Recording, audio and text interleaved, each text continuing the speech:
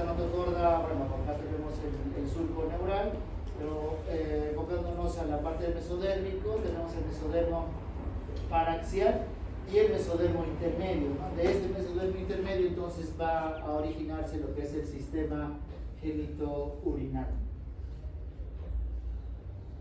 Y como ven ustedes en la imagen es lo que estábamos hablando hace un momento, ¿no? El pronefros está ubicado en la parte cervical, ¿no? Esta es la parte del cuello del embrión, ¿no? El metanefros, el mesonefros es toda esta estructura. Y en la región más distal estaría lo que es el metanefros, ¿okay? Entonces cervical, dorso lumbar, dorso lumbar hasta la L1, L2 aproximadamente, y caudalmente se va a formar lo que es el metanefros. Este pronefros desaparece completamente, como vimos en la diapositiva anterior, en la cuarta semana. De acá hay que rescatar algunos datos embrionarios, algunas estructuras embrionarias que vamos a tener presente durante las siguientes láminas, y tendríamos entonces esa estructura que va desde una dirección cráneo-caudal, que va a ser el conducto mesonéfrico, ya o el conducto de Wolf. Luego tenemos de forma perpendicular estas estructuras que van a ser los túbulos mesonéfricos, y hacia la región, digamos, más externa se va a observar lo que va a ser el glomérulo. O sea, se llega a formar un glomérulo, es un sistema, el sistema mesonéfrico, como le decíamos hace un momento, es funcional, pero luego, digamos, es reemplazado cuando este sistema metanéfrico termina de desarrollar. ¿Qué más?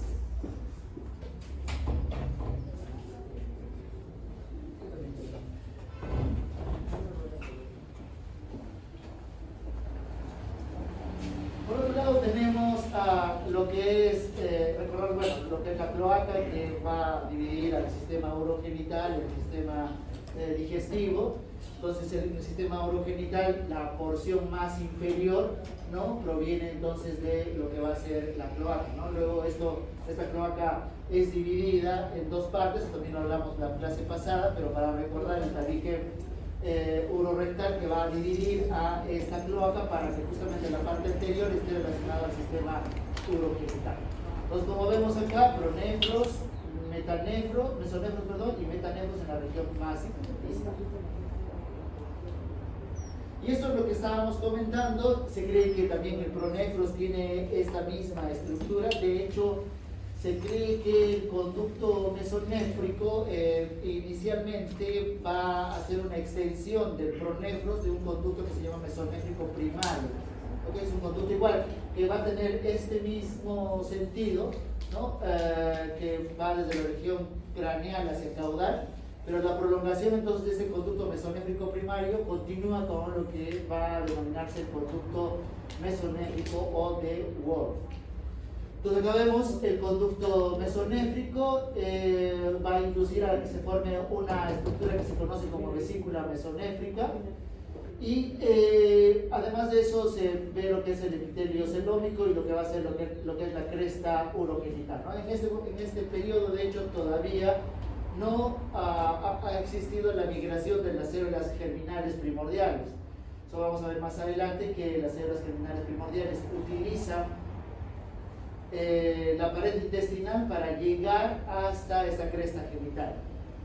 Ahora, en el siguiente estadio, digamos, de desarrollo, tenemos ya la comunicación, la unión entre lo que es el conducto mesonéfrico y estos túbulos mesonéfricos que dijimos que eran perpendiculares, ¿no? Tenemos entonces el conducto de Wolf y el conducto mesonéfrico, o los conductos mesonéfricos, que son varios, o túbulos mesonéfricos, perdón, que son varios, y estaríamos identificando en esta imagen, ¿no?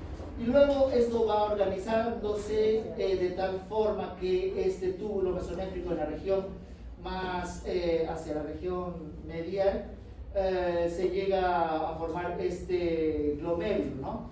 con vasos sanguíneos glomerulares y que eventualmente, digamos, va a formar algo de orina hasta que se forme el riñón definitivo. Y luego de haberse formado el riñón definitivo y que va a tomar el control, digamos, para la formación de esta estructura va a involucionar dependiendo del sexo, ¿no? De tal forma que, por ejemplo, el conducto mesonéfrico estaría relacionado a lo que son el aparato masculino.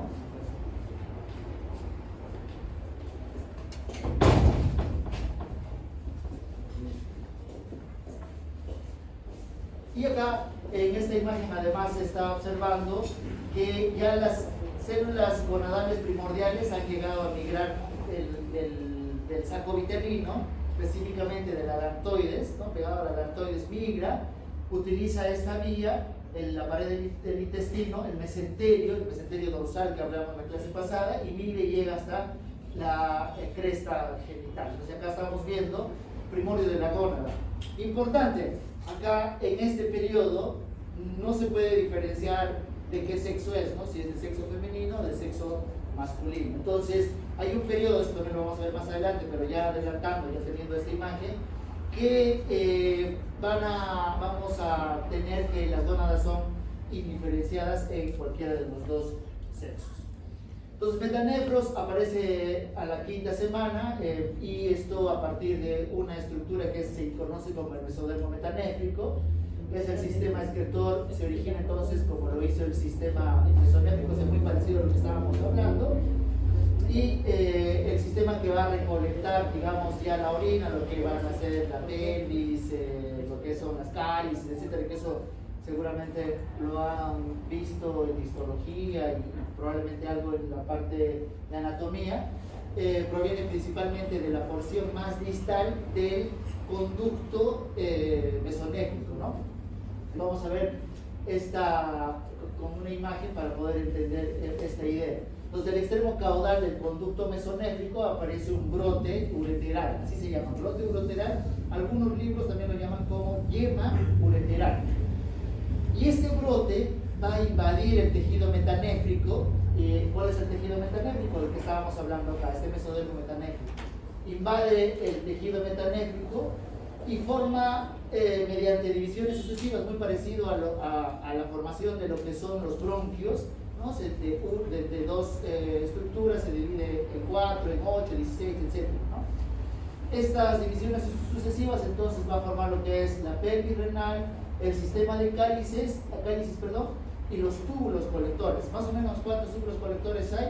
Aproximadamente indican entre 1 millón a 3 millones. O sea, miren la cantidad de divisiones que va a existir para poder formarse estas estructuras. Luego estos túbulos colectores se van a unir con todo lo que es el sistema glomerular propiamente dicho, ¿no?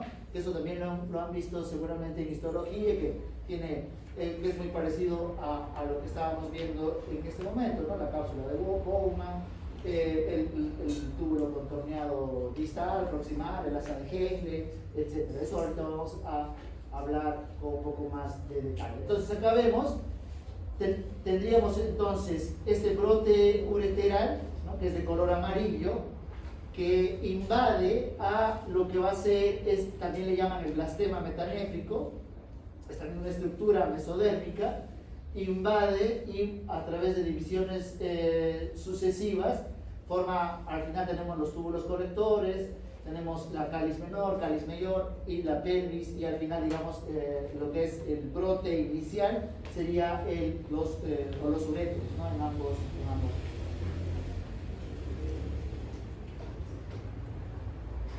Una cosa que va a inducir para que este tejido metanéfrico, forme lo que es los glomérulos, forme el asa distal, el asa proximal y lo que es el asa de Henle, es que este brote en sí va a empezar a secretar algunas proteínas. O sea, este es el sistema inductor y este es el sistema competente, ¿no? Como habíamos hablado en algún momento, hay una inducción y una competencia. Entonces, este sistema competente recibe estas señales moleculares, ¿no? Van de un sentido a otro para que justamente, a su vez, exista estas divisiones sucesivas, pero también se forme lo que hemos estado viendo hace un momento, muy parecido a lo que estábamos viendo hace un momento, que son los glomérulos. Y entonces eso es lo que estaba comentando en esta primera línea, ¿no? Estas van a originar los túbulos que se van a elongar junto con los ovillos capilares, y los glomérulos forman lo que son las nefronas, que eso también lo comentábamos hace un momento. Entonces el riñón definitivo comienza a funcionar a partir de la 12ª semana después de la fecundación. Va a emitir orina en la cavidad amniótica, y este va a ser reciclado en el líquido amniótico mediante la dilución por el feto, ¿no? Tal como habíamos también comentado en la parte del sistema digestivo. Y esto, esta imagen es lo que estábamos comentando, entonces, esa inducción que existe por ambos sistemas. Nos tenemos acá estas caperuzas de tejido metanéfrico de color azul. De color amarillo sería este túbulo colector que está en la parte inferior, ¿no? En la parte inferior de lo que es el túbulo mesonéfrico. Es una yema, sobresale, y entre ellos se van estimulando, de tal forma que primero aparece una estructura del metanéfros, de estas caperuzas de tejido metanéfrico, que se conoce como nombre de vesículas renales, ¿no? Lógicamente antes se van a aparecer un cúmulo de células. Luego aparece una vesícula renal. ¿Por qué vesícula? Porque es como, cuando hablan de dermatología, entonces son estructuras como unas ampollas, digamos, unas dilataciones, por eso adquiere ese nombre, ¿no? Vesícula renal. Y luego esta vesícula renal va a tomar, o se elonga y toma una forma de como, ¿no? Acá vemos una como, signo de interrogación. Luego esta cápsula de Bowman, acá vemos una cápsula de Bowman, todo lo que es de color azul va a formar entonces, al final tendríamos lo que estábamos hablando hace un momento, ¿no? En lo que es el asa distal, el asa proximal y el asa de... ¿Ya fisiología han hecho? ¿Verdad? No. Sí. Yo. Entonces, esa estructura es importante en la unidad funcional de lo que es el riñón, ¿no? Lo que es el glomérulo. Este glomérulo entonces es la que va a filtrar lo que es la orina, la formación de la orina, y en esta asa distal, la asa de Henle, etcétera, lo que va a ocurrir es un pase de electrolitos para que luego, digamos, se regule la cantidad de electrolitos que debe tener la sangre, ¿no? Y de manera un sistema de retroalimentación le va avisando, digamos, al glomérulo qué filtrar y qué no filtrar. ¿Ok? Entonces, todo lo que es asa de Henle, túbulo proximal distal, túbulo proximal, perdón, proviene de dónde? De las caperuzas del tejido metanéfrico. ¿Okay? De hecho, esta imagen es algo sencilla en todo caso, porque este proceso de inducción y competencia durante la formación de lo que es el túbulo, o durante la formación del riñón, perdón, es más compleja, ¿no? Pero dentro de esto tendríamos algunas moléculas que van a ser inductoras. Por ejemplo, el WT1 va a inducir a este brote, ¿no? a la yema ureteral, para que ésta a su vez se divida en estas tantas, en los túbulos conectores. A su vez, esto, digamos, a través de algunas moléculas como el GDNF y el HGO, ¿no? Luego, estos túbulos colectores van a través de BMP7 y FGF2, van a hacer que estos capuchones de tejido metanéfrico se condensen, ¿no? Y tengamos la formación de esta vesícula, ¿no? Y esto gracias a qué? Gracias, por ejemplo, a la presencia de estas dos moléculas, el PAX2 y el WNT4. Entonces estos van a hacer que se forme al final estas vesículas que estábamos hablando hace un momento, ¿no? Y luego se forman lo que va a ser los glomérulos.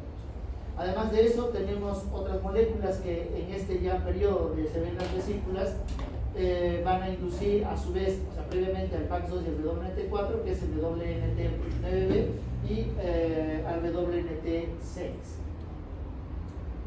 Ok, después de haberse formado el riñón, vamos a ver que esta estructura que inicialmente va a estar en la parte más caudal, ¿no? Como dijimos, entonces, ¿dónde se forma el riñón? El riñón caudal. ¿Por qué? Porque justamente está en el extremo del conducto mesonéfrico, ¿no? Formándose primero esta yema que estábamos hablando hace un momento. Entonces se forma en la parte más distal o más caudal y luego este riñón va a tener que migrar, digamos, a su posición original, alcanzando que lo que va a ser la glándula suprarrenal, ¿no? De hecho, la glándula suprarrenal también en un primer momento, en la parte más superior, proviene de lo que era la cresta urogenital, la cresta genital, claro, lógicamente sin gónadas, ¿no? Sin aceleros gonadales primordiales. Entonces, estos riñones van a moverse y posicionarse, digamos, en esta posición que observamos en el adulto, ¿no? Y vamos a ver, por ejemplo, que la gónada va a permanecer en la parte más inferior o caudal con relación a lo que se denomina el riñón.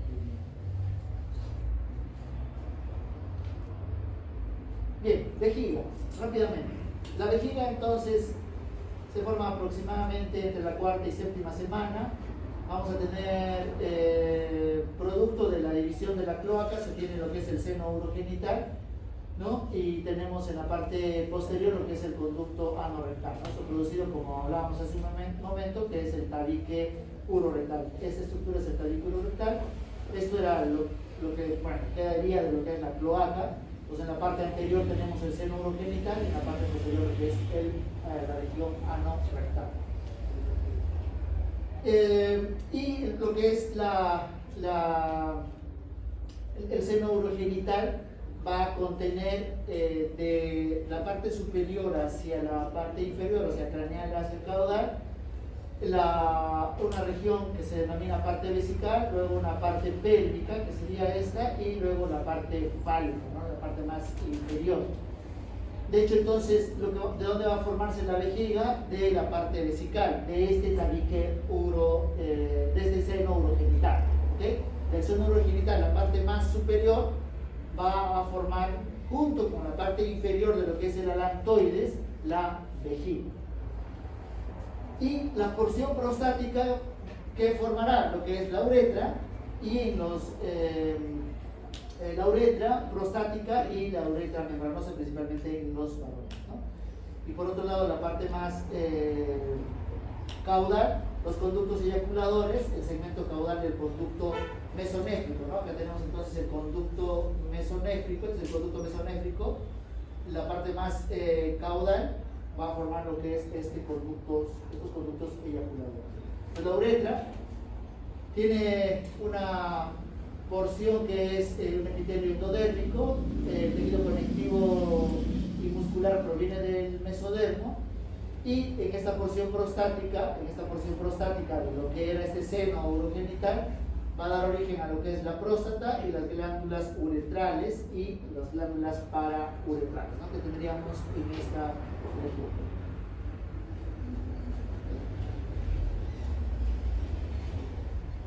Ok, preguntas. Ya, en esta parte, ¿qué quieren hacer? ¿Versión fácil o como lo que está en la versión más complicada?